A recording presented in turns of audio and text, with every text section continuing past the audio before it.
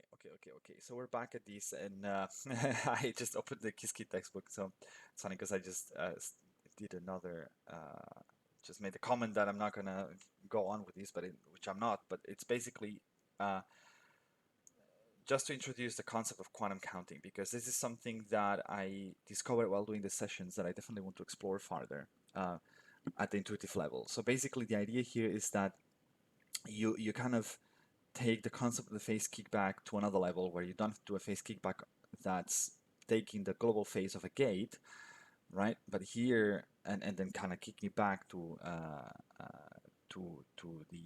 another qubit, to the control qubit. But here you're taking the global phase of a whole circuit, right?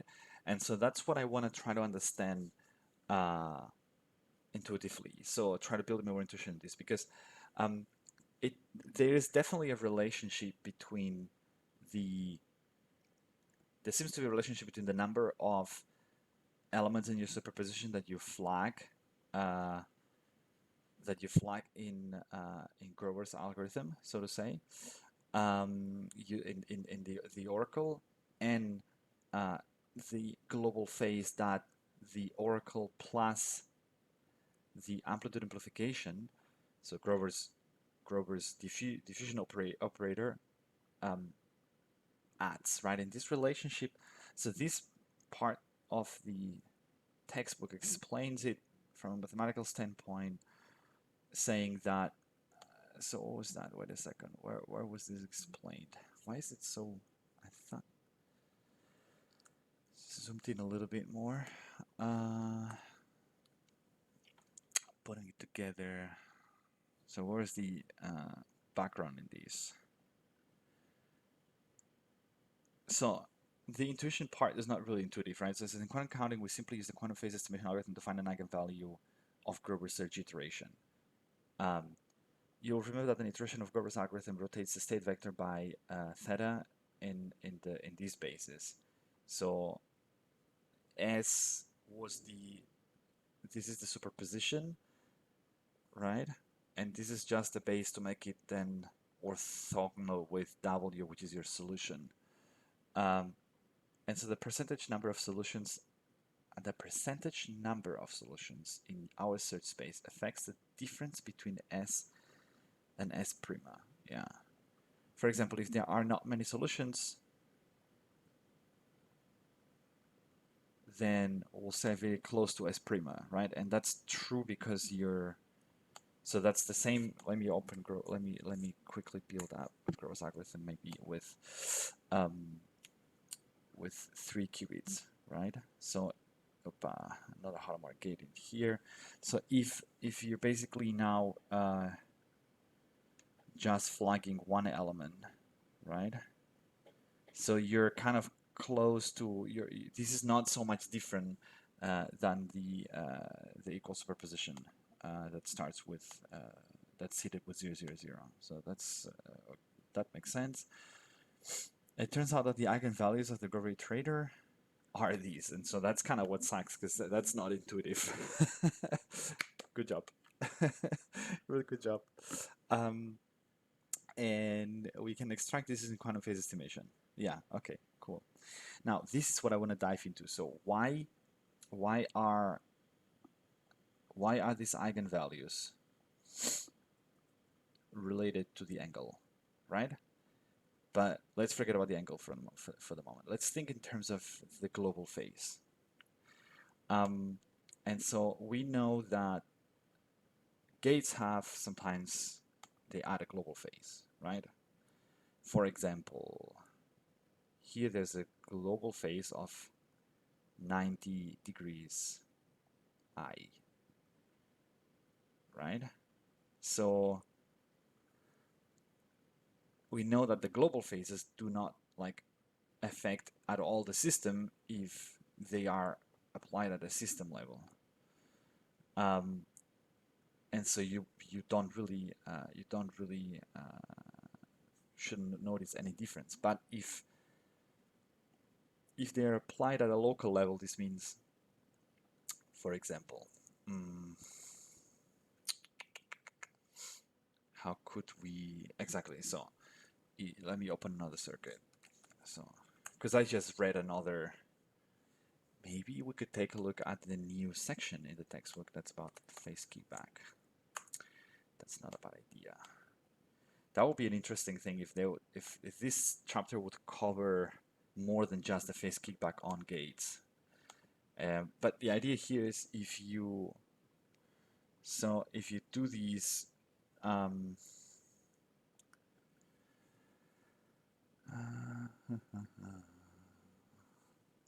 so the global phase, so in here the global phase does not matter at all, right? Because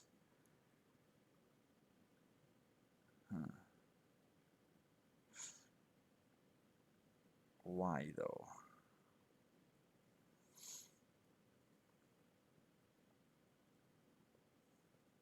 If I take a look at just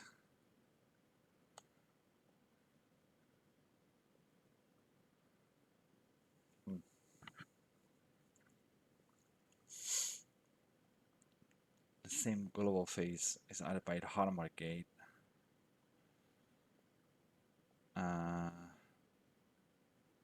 the Z gate, they all add the global phase of 90 degrees I. And you can only see these if you make it local. This means if you turn that, no, if you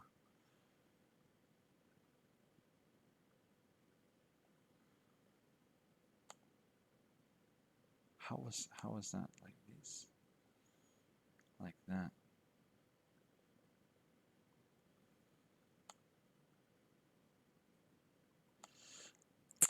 Let's go through these quickly. Exploring the C-naught. These already. We see both C-naught acts on the state. Okay, so nothing changes exactly. But if we change this phase,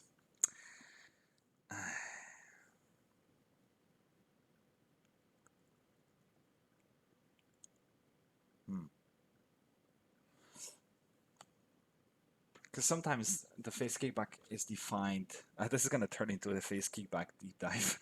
Sometimes the phase kickback is defined as as you know, the global phase.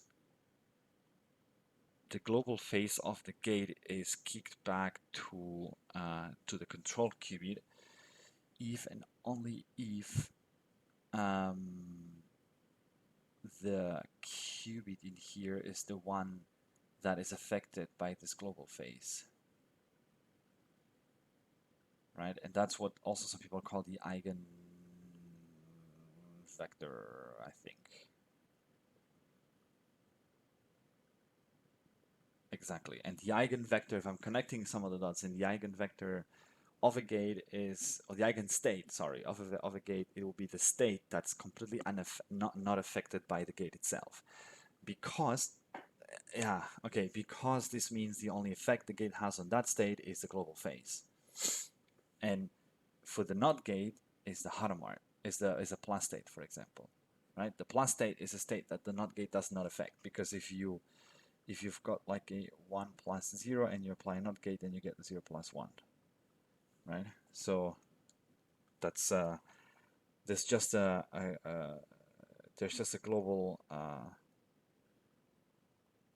phase effect in there. Or you could describe it in terms of a global phase effect, right? Minus 0, minus 1, then minus, I don't know. In this particular case of the NOT gate, it makes it a bit awkward to describe like this. But if this is a Hadamard gate, no, if this is a plus state,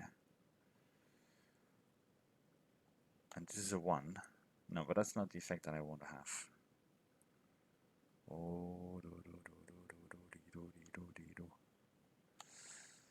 So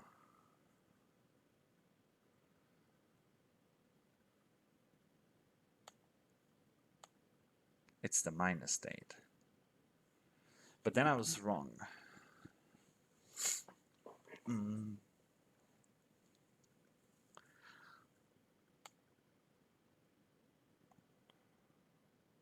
that's the So that's where things get interesting. Now you got the face here kickbacked, because before it was just like these. Okay, so I'm trying to how can we build up intuition in terms of how this works for a for a bigger circuit, right? Like Grover's algorithm. Because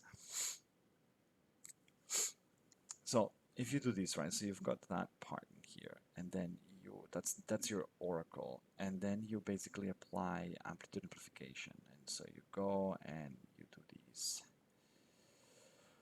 You do these, da da da da da da,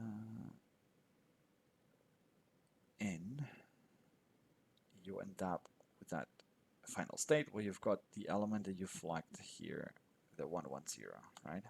How do I know? How do I know what's the global phase that's added here?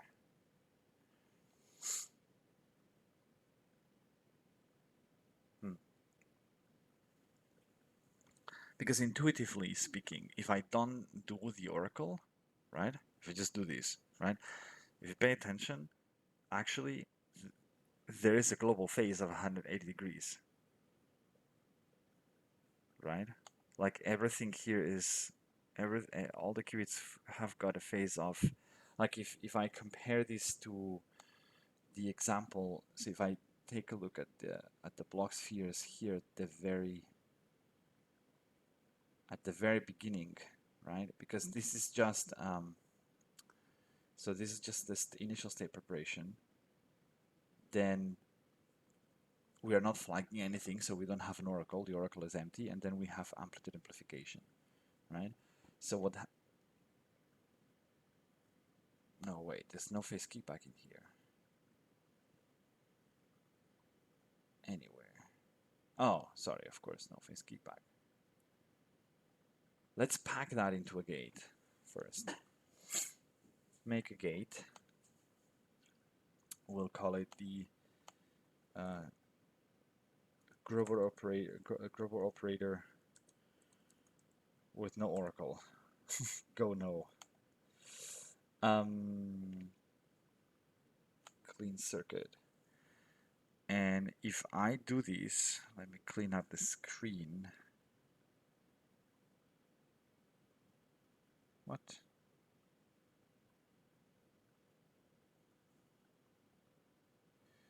Oh, come on. Clear all. We'll do without displays, sorry. So this is the so it okay, so the Grover's the oracle is empty, so I'll just do the amplitude amplification part, which is this one here. And so we're trying to take a look at good. So we're now going to pack that into just the, let's call it amplitude amplification, right? So just the amplitude amplification part. And so if I do this here, but my initial state is these, right? Remember, so it does have, so the qubits themselves haven't really seen anything here. You've got like basically all the elements have a 180 degrees phase rotation. But is this what we can call global phase? What if I do these and we add a control in here? That control is Hadamard. It's a plus. It is now a minus. Okay, interesting. So there is a kickback. There is a kickback of 180 degrees for no solution.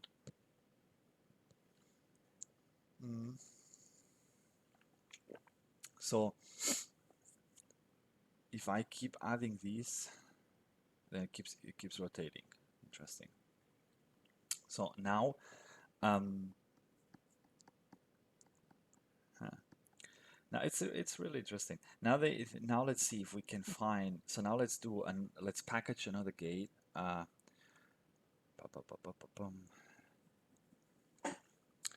Let's package another gate here where, but now we will actually change one element. So we'll change the element, and to be fair, I'll do two versions of these with two different elements, and we'll see if that changes the actual phase kick that's kicked back, and if it's just really as a function of the elements that are flagged in this. So we've got like one element in here. And now we can apply this, so I can actually use it right away. Okay, cool. So it works. We found the element 0, 1, 1. And now we're going to pack these. But should I pack the Hadamard gates? I don't think I should I?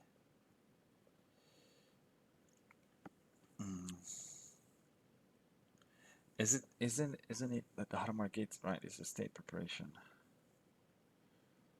The oracle is just the control node, I think. So when I make the gate, I should be careful here and say 2, 3. And so I will call this amplitude amplification 1, 1, like one element, but it's version 1, because I'm gonna do another one now. I'm gonna now do the 0, 0, 1, right? So I'm gonna, what did I, 0, 0, 1, make a gate, and so I'm gonna call it AA12. And we can right away also build one that flags two solutions, for example. And we will call this guy basically 2, 4, AA21. And we can create an AA22 by changing the elements. Cool. And we'll call this AA22. Let's see if this works. Okay, so clear the circuit, and we basically start here in a plus state and see what's the phase that we're kicking back in here, right? So we prepare the initial state, and then we apply this guy, and we add a control. Also 180 degrees with one solution. Okay. And if I apply the AA12, also 180 degrees, and AA21,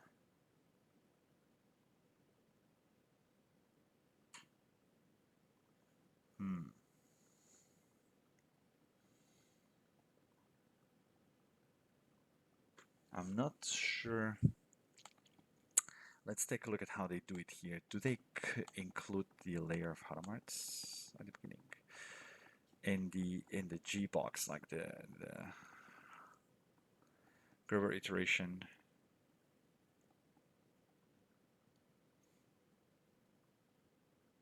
I think they do.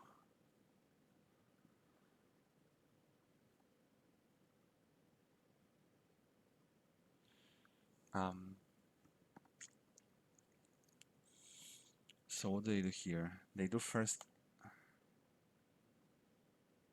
Oracle, they do a Hadamard. On Qt3, no, they don't, okay. And then there's a layer of Hadamards in here. Yeah.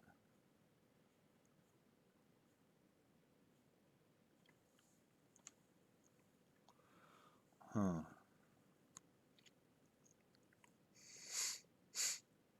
But the circuit does not include, it's just amplitude amplification.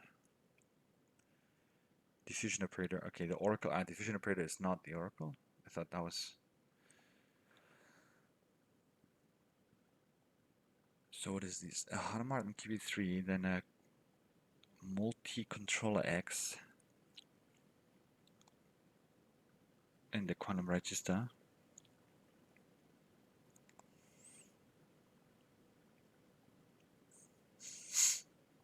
What's all these?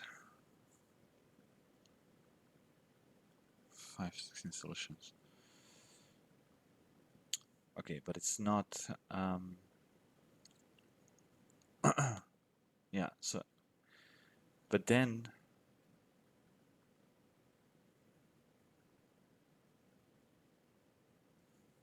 Huh. So what's the? Is it 180 degrees? Like, how can I intuitively think about these?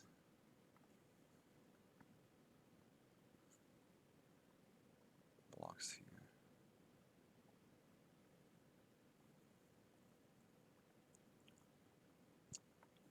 I think it's 180, but it's a bit entangled in here.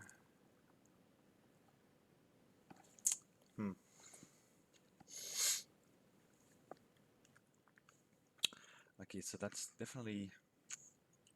So what if I apply another time?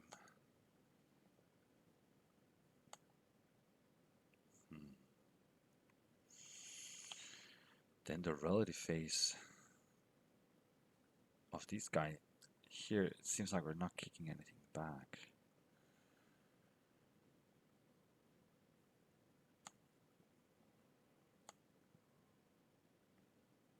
And now we're back. Interesting. Huh.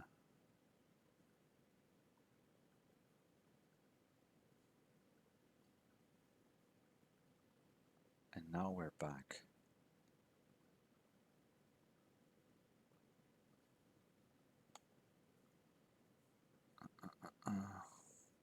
Maybe I should. So now we're back. Maybe then it's a function. Okay, look at this. So it took 3 applications to go back. Maybe that's maybe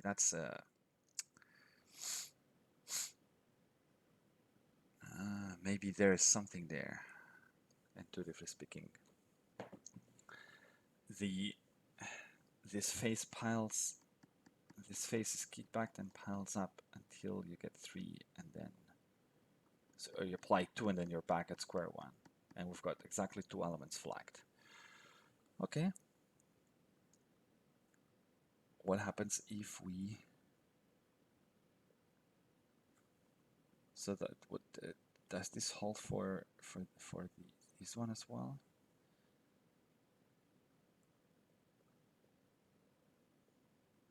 Kind of, no. Here we are back there. Here we don't know what's going on. Totally entangled.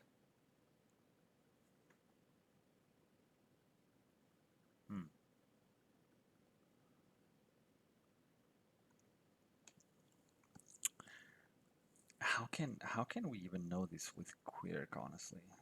Especially when we've got such entanglement in here. How can we build up intuition with this? So if we try with, say, for example, clear circuit, clear circuit, clear circuit, clear circuit. So if we try with flagging 3 elements, okay? So then we'll flag 3 elements. The 111, the 101, and the 001, right? 001. And now we apply the Hadamarts, and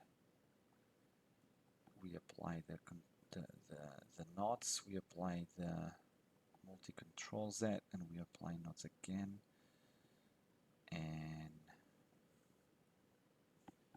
now a Hadamart.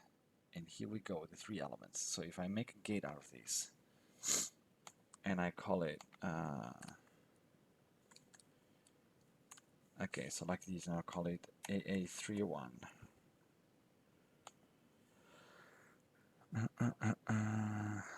Okay, and now clear the circuit. This is going to be in a plus state, and then here we will get into this state as well. And now we're going to apply this guy and control this guy and a control this guy and a control. Yeah, but now we're back at here, so that's not, that doesn't feel like it's matching. Doesn't feel like it's showing any relationship in terms of the, or at least not an obvious one. So here they say basically that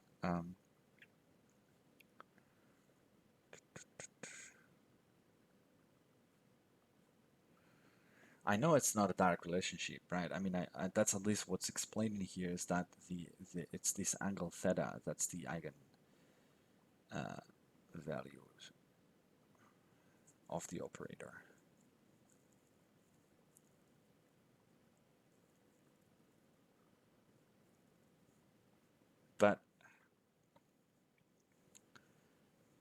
But you should, I mean, what I expected is I would basically like to see if we can correlate those things, and we can basically associate them and say, okay, so whatever is the phase that's being kicked back in here, how does this kind of correlate to the number of elements, right?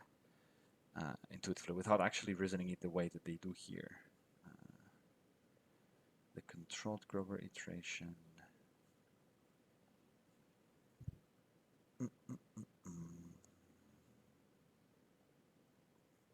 What was again the, so it's like these, and then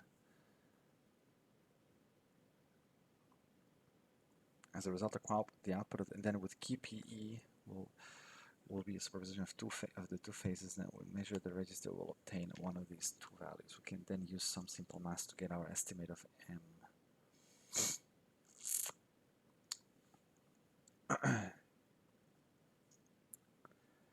So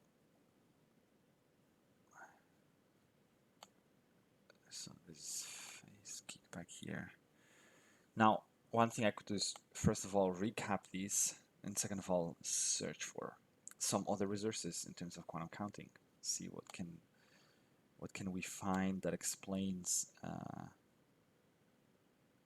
that maybe in a bit of a different way.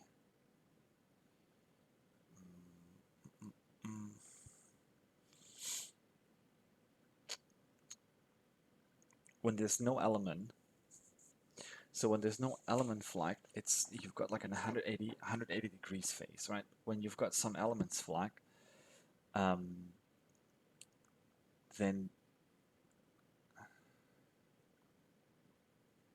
it seems to be less. Although here you don't see a big difference, and maybe you don't see a big difference because of the fact that it's just 3 qubits that we're working on. Maybe there's a reason why they chose here 15, right? Because you can see the granularity of this more. Maybe that's the explanation. Let's see what we find. So quantum counting algorithm, quantum counting, 1998, simpler quantum counting, the Kiski textbook, quantum counting in Q#. There's not a lot of resources on this. Some thoughts on quantum counting in LinkedIn. Okay, let's take a look at this. Counting by quantum eigenvalue estimation. So let's take a look at that from J.P. Morgan. Quantum amplitude estimation is generalized counting.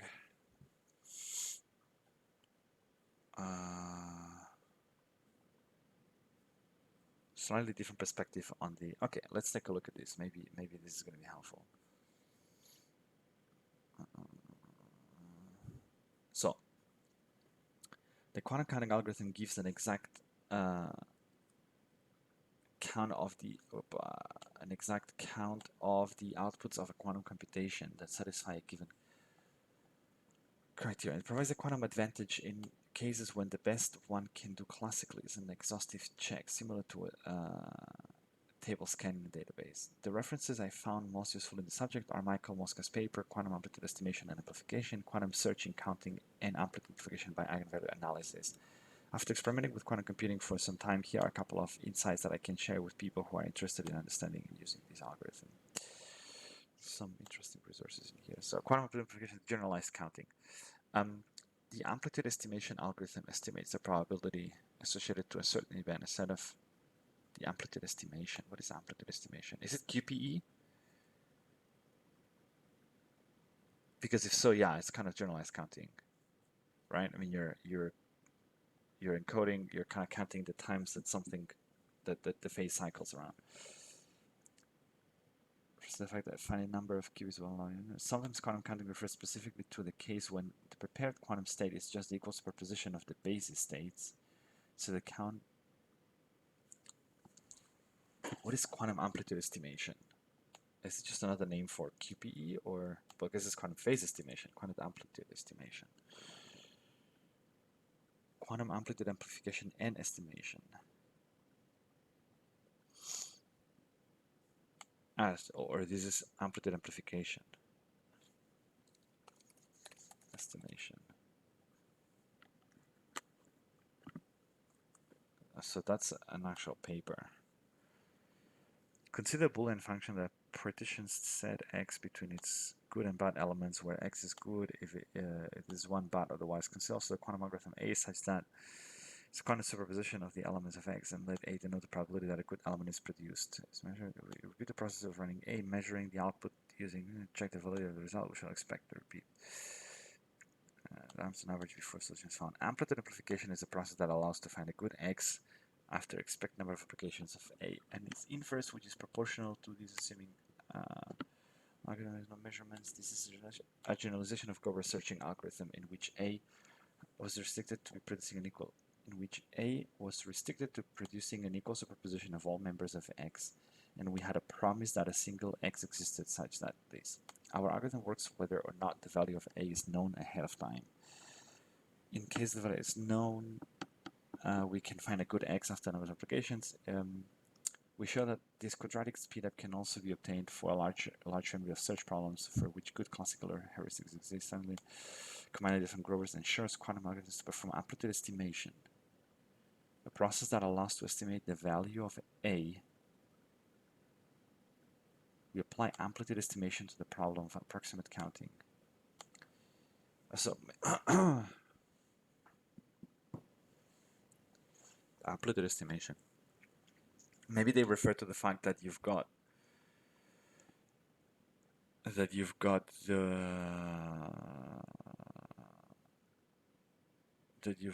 these amplitudes in here, and you're estimating how many of them are there, right? Maybe.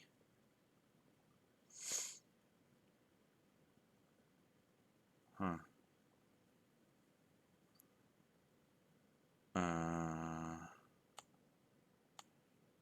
Let's download this. Let's see. It's from the year 2000, and it's got how many pages? Oh my god, 32 pages. That's quite heavy, but there's probably a lot of introduction here in terms of what Grover is and whatnot. And sort of the more generalized heuristics. Quantum amplitude estimation. Given Boolean functions and okay, that doesn't seem to be something appealing right now.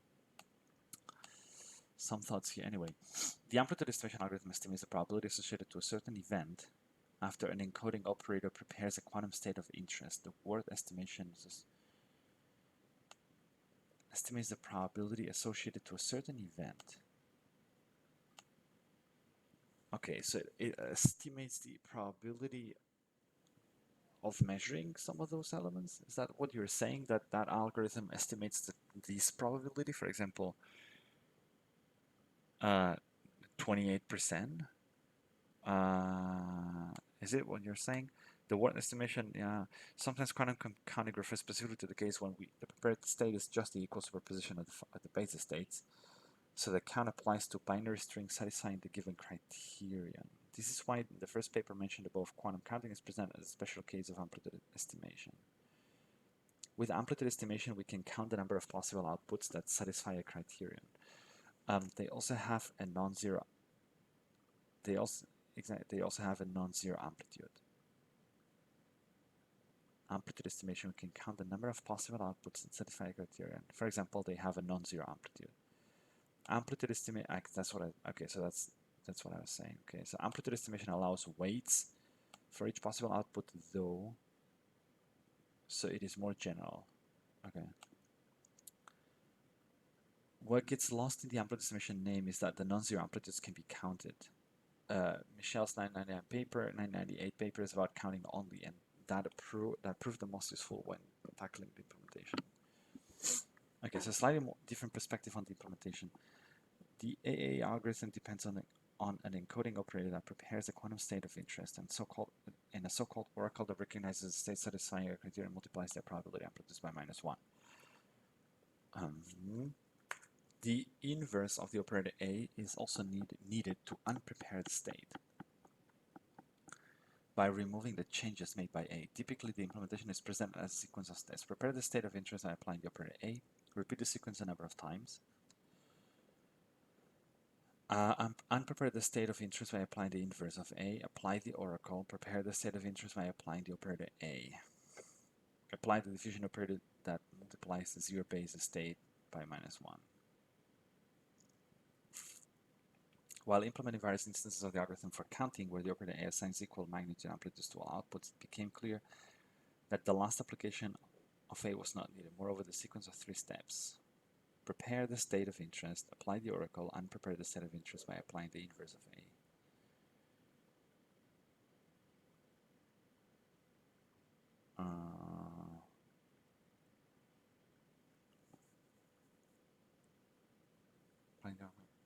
Can itself be interpreted as an oracle, and then the algorithm becomes repeat the sequence, applying the oracle.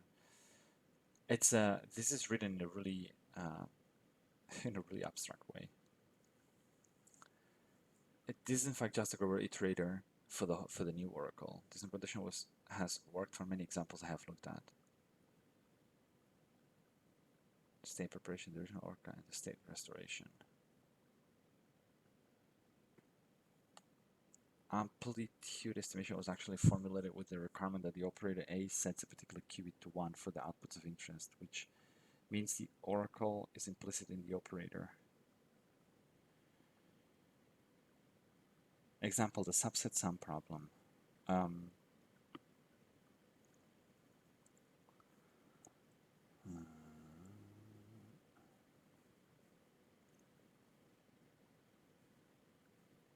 Quantum counting can be applied to the subset sum problem, which is named P hard. Given a set of interest, we want to know if there is a subset whose sum is 0. The problem can be encoded using the quantum dictionary pattern, which the keys being the subset, the keys being the subset, and the value corresponding to a given key being the sum of the subset represented by the key. The possible outputs will be these. The first entry corresponds to the empty set. Optimization problems can be used. Yeah, but that doesn't explain the algorithm. Can you just explain the algorithm? No. Different percent is implementation and equivalency to the amplitude estimation and a couple of combinations.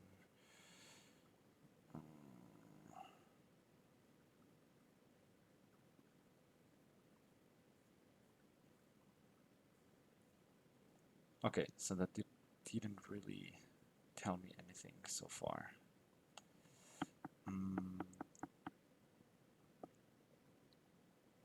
There doesn't seem to be a lot of resources on these aside from the actual papers. And so really, I think this is one of the best ones so far. This is supposed to be a quantum searching, counting, and amplitude amplification by eigenvector analysis. This is from what year? I don't know. Introduction, quantum phase estimation.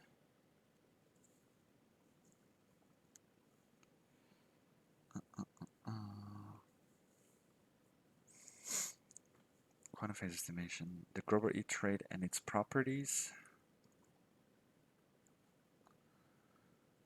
Okay, quantum counting. But I think that's going to follow the same idea, or it's going to follow the same explanation.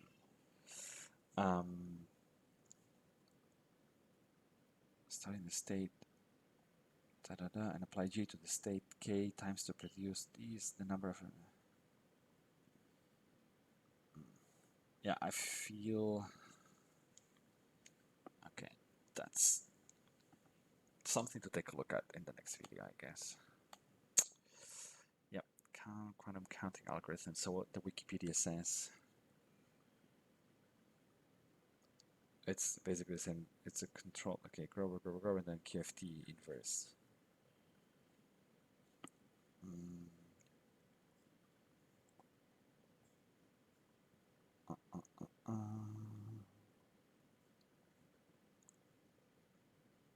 For initial speeding up quantum existence problem. Okay. There's no other explanation so far available, so I'll have to basically dig into this a little bit more myself. Trying to find how can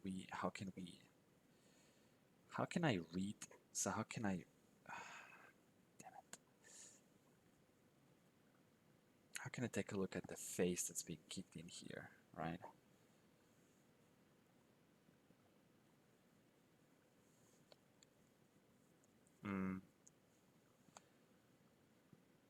The block sphere should help me, but I'm not entirely sure it does. Especially that here, it's just... Okay, it's kind of knuckled, but it still says 180 degrees.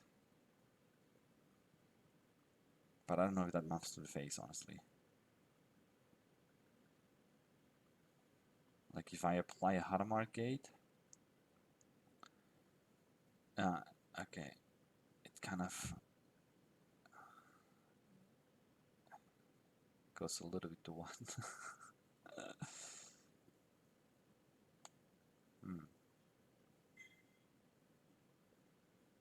So that here would go to 0, here it goes a little bit in the one direction. But maybe that's... So 62%. So I've got 3 elements. If I change that for 2 elements, it's then 75%. Now look at this. Maybe that's an interesting way to look at it. Maybe that's gonna shed some light into this, because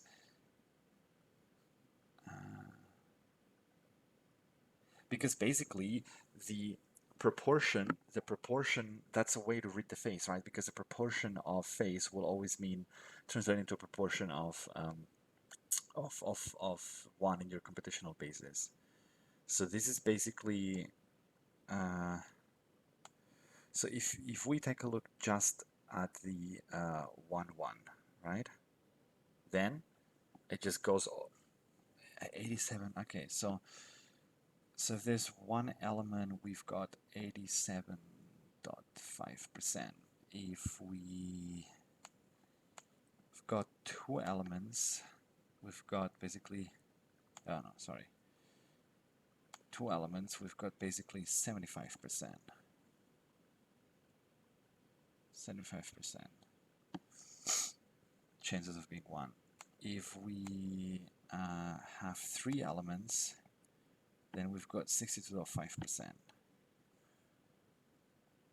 62.5%. Are these proportionally? Let me take a quick look. Is there any? Let me open the calculator quickly. What are the ratios in here? So 75.5 divided by 87.7, it's 0.86. 0.86, and 62.5 divided by 75.5 is 0.82.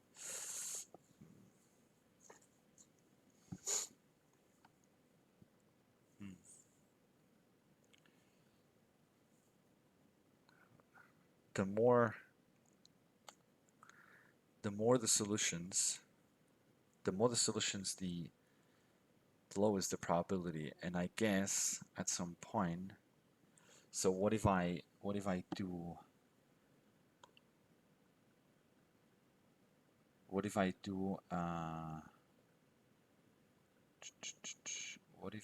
do 4 elements, right? So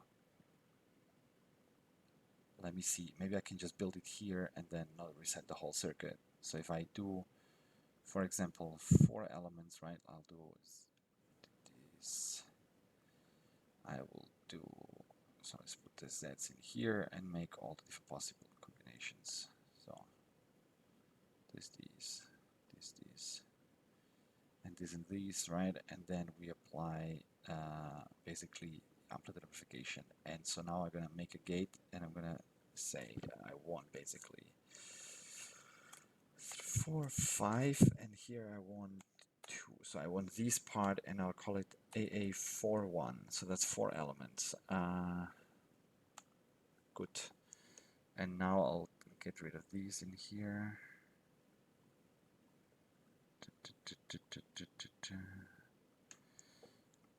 And I'll do A41.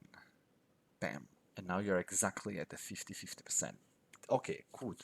So there is something in there, right? Because basically this maps to, so you got 50%, and you're not gonna get, what happens if you 5? My guess is you're gonna go back to 62.5%. Let's do this, can I undo? So I built, now for example, we will flag also the 0, 0, 0, right? So that's the way you do it. So you must add this X sandwich in here, and we will do like that, and we'll call it AA51. Okay, perfect. And now get rid of all these. Can I just get rid of the whole columns? Yes. And we'll replace this with AA51. 62.5%. Here you go. And that's exactly that mirroring effect that we discussed in the previous videos. That's awesome. Okay, so I found a way that I can take a look at these. So there is a relationship, right? The number of elements that are in there definitely at that phase. I'm not really confident with the tooling in terms of understanding the actual phase, because that doesn't tell me here. It doesn't tell me the phase of the qubit. And the reason it can't tell me the phase of the qubit is because probably it's entangled and whatnot. So, but applying a Hadamard in here is giving me a sense of what that phase is, because that phase directly translates to the proportion of then this qubit measuring to 1. Yeah, because you're going away from the plus state. Okay, so this is one good insight. I'll leave it here, and then we'll keep doing more of these Grover and quantum counting stuff. I should really probably store these, because so quantum counting, to be able to reuse that, actually quantum counting done.